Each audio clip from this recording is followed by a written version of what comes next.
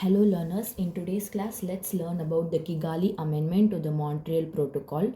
About the Montreal Protocol we've discussed in the first three parts in previous reels. Do check out that if you have any clarifications. So in Kigali Amendment it's about phasing out of HFCs.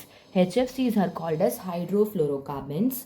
So earlier in Montreal Protocol there were CFCs and HCFC. These are the ozone depleting substances and harmful greenhouse gases.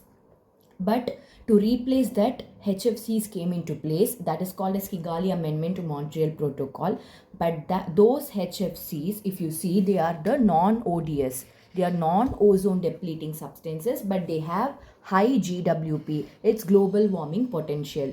So they cause a lot of global warming. So in order to limit the average global warming temperature, now we have to come into a conclusion to reduce the HFCs.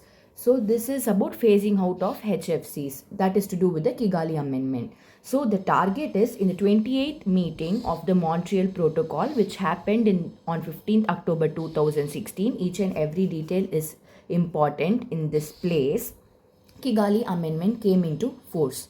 So to reduce, the main goal is to reduce the HFCs by 80 to 85% by the year late 2040s or 2045, precisely 2045. So if you see, that you saw in Montreal Protocol there is differentiation between the developed countries and the developing countries' goals to phase down the CFCs and HCFCs, right?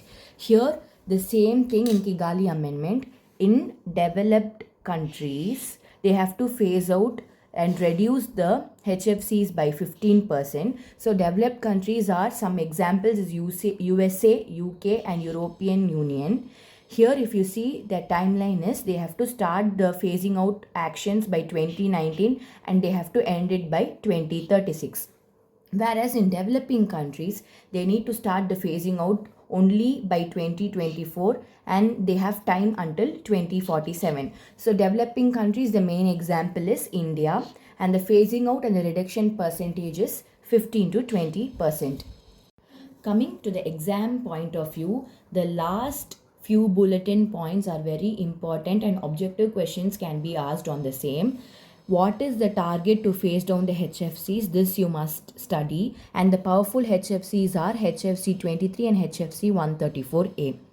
So here the scientific formula, if they ask for HFC 23 is CHF3 and HFC 134A is CF3C2HF. You need to memorize this one too. So if you come to India, India consumes only 3% of the HFCs. Again, it's an important information. And one more important thing is India stopped the production of HFC 23, which is maximum used in the refrigerators as refrigerants, which is a very good thing. And their target is to reduce the use of HFCs by 100 million tons, equivalent to CO2.